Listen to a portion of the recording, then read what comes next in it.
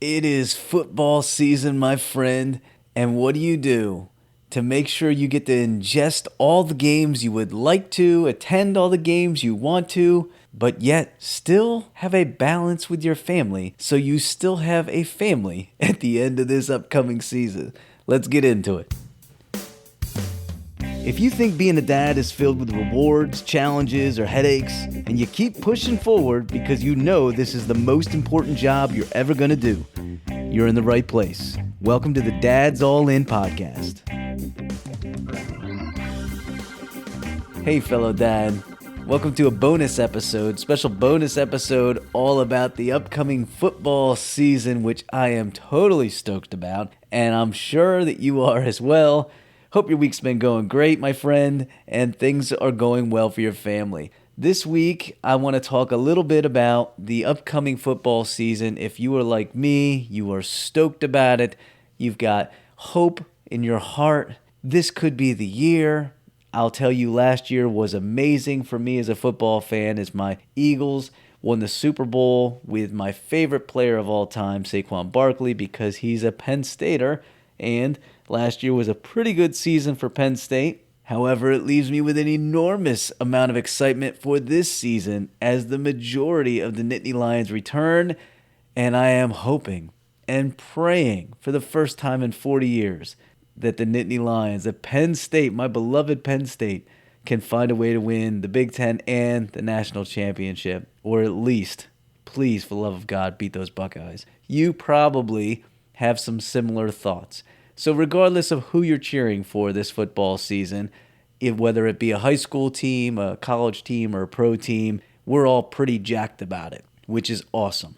However, I want to talk a little bit about some tips that I've learned along the way that might help you at least save your relationships with your spouse and kids so that by the end of this season, you aren't left in shambles.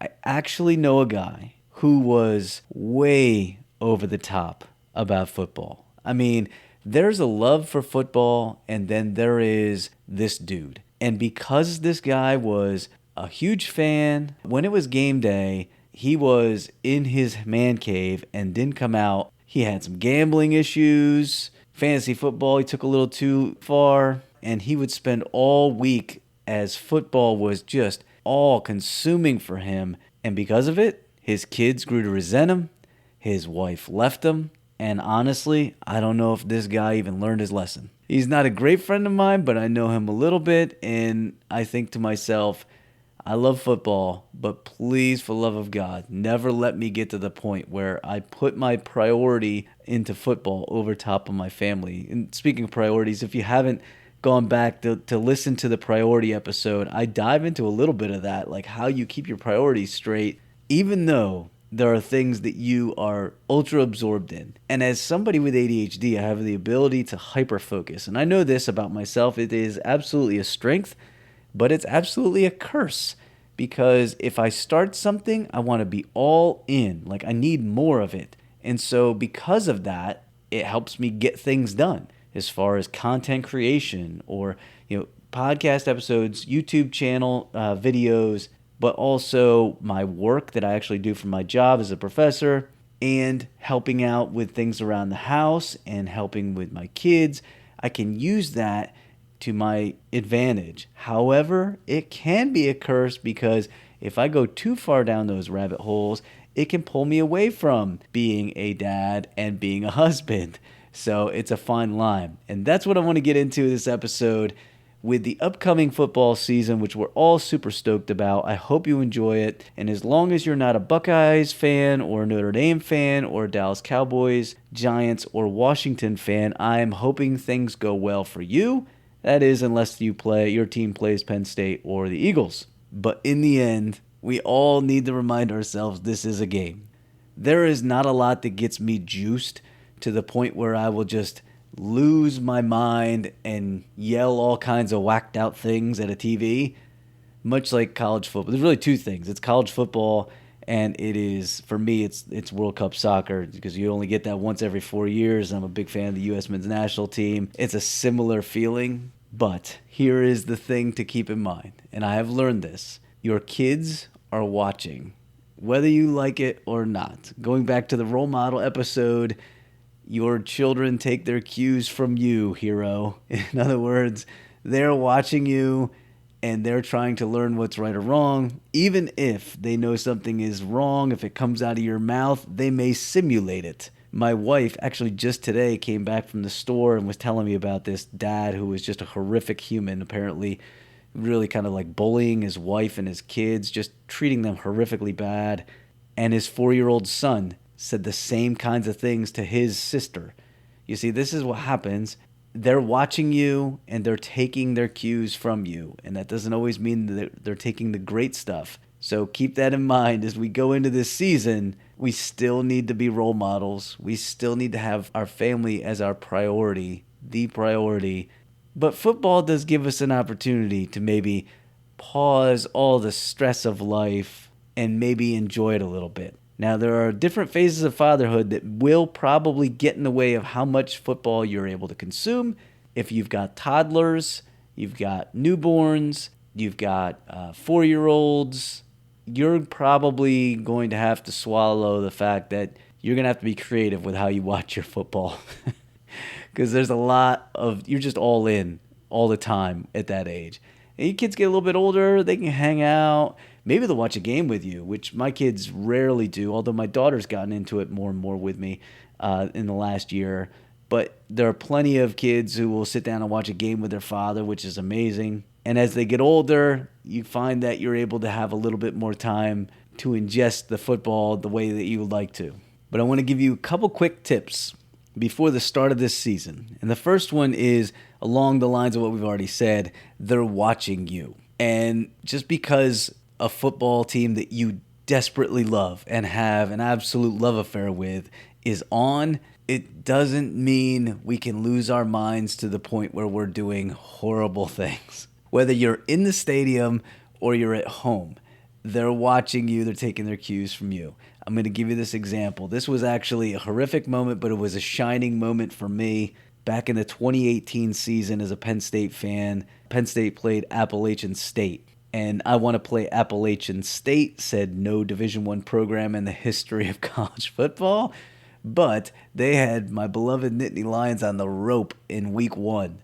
Like they were about to pull off a shocker of an upset. Luckily, Trace McSorley had led the team down the field. They got down to the 20-yard line, and they had a chance to go ahead and win this game, which they eventually would do, thank God. However, here's what happened. 4th down and 5. At the 20-yard line, Penn State doesn't pick it up. They lose. What a just a horrific way to start the season.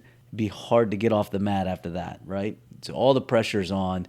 McSorley drops back to pass, lets the ball go. It is in the air, and whoop, the internet goes out. I lost my mind. I lost my mind. I don't know what came out of my mouth. I'm pretty sure it was a wide variety of sounds and phrases that all sounded like gibberish, probably. Maybe like I was speaking in tongues. But what I didn't do was drop F-bombs. I didn't swear. I didn't throw things. But I did kind of had like a childish, toddler-like meltdown tantrum as I stomped my feet and yelled all these kinds of things and waved my hands. And my kids still remember all this to today. They see me every week, like yelling at the TV screen, telling, why can't you catch that ball? Or can we run the ball for crying out loud? Or why can't we stop them on defense? Whatever. Or just cheering on the team in general. But that day was a little bit over the top for me. It was a reminder that I do still need to remember I've got kids and they are watching. And just because Penn State or any other team that I root for has an up or a down doesn't give me permission to act like a horrific human and say horrific things. Luckily, I did not go too far. I did not swear. But I got to tell you, all the verbiage coming out of my mouth was just to prevent me from saying some pretty horrific things. So my first point is, have yourself some crutch words, right? Have yourself some things that you can say that will allow you to not necessarily say something horrific that you're going to regret later, and keep in mind that they're watching you. And then my next big point here is that we still need to remember it is a game. And going back to what I mentioned in the priority episode that I put out, if you have kids that are involved with sports or activities, sometimes they come on Saturdays, sometimes they come on Sundays, and sometimes you got to swallow it and understand I'm not going to be able to watch this game right now. As I shared before, every fall in October, there's a big regional tournament up in the Poconos in Pennsylvania that I take my family to. My daughter used to compete. She doesn't do karate anymore, but my son still competes every year, and it almost is always his time slot during a Penn State game. And so I'm left with a couple choices. One, do I go and pull out my cell phone, try to watch him, and watch the game on my cell phone? Two, do I stay in the hotel room and then just, find out what happened afterwards? Or three, do I keep my cell phone in my pocket? Do I show up to the tournament and just try to support him without keeping an eye on the game itself? Maybe I record it and watch it later. And I can tell you, I'm proud to say that I have never been the dad that stayed in the room while his kid competed. There have been some years when that was really stinking hard. However, I did, the priority list kicked in. My kid is more important. And as I've said before, the idea of using the guilt trick will help you make your decisions. In other words, what will you feel more guilty about afterwards? Will you feel more guilty about missing the football game, or will you feel more guilty about missing your kid's event? And I'm hoping you're thinking I'm going to feel more guilty about missing the kid's event because it's just a game. Football is just a game. So if you are, whether it be your kids or you got to go to a wedding, whatever it is, do your best to at least keep your sanity and your bearings about yourself, because sometimes when you're so far into that rabbit hole, you're in the thick of the season, the biggest games pop up, you desperately want to be a part of that because it keeps us juiced. There is something about the excitement you get from football that just revs you up, and I love it. I absolutely love it. But I do need to keep those things in mind. One, make sure that I keep my kids first. And two, be sure that I've got some crutch words so that if something comes out of me, it's not going to be completely humiliating, and they're not going to look at their father in a different capacity. So there you have it. A couple key points heading into the football season. Again, I wish you and your team the best of luck. Unless they're playing the Nittany Lions or the Eagles, then I only hope for your team to lose. But I say that in the most respectful way. Hope you've enjoyed this bonus episode. Have a good time with football this season, Dad. Keep your priorities straight, but enjoy the run. Before I jet, I'd love for you to hop over and check out our YouTube channel because I'm putting in multiple videos every week, and I'm putting in shorts videos like probably 5 times a week. I'm doing all I can to get content out for you, and I want you to join that conversation over there. Let's get all our dads over to the YouTube channel, Dad's All In Podcast YouTube channel. Also, if you have any questions about anything fatherhood related, you'd like me to address them on the show, shoot me an email, dadsallinpodcast@gmail.com. Enjoy the football season, fellas. We'll talk to you again soon. Thanks for sticking around. If you got any questions you want answered on the show, or you just want some feedback or want to share some ideas, shoot me an email, dadsallinpodcast@gmail.com, or send me a DM on any of the socials @rechargedfamily. Thanks for listening.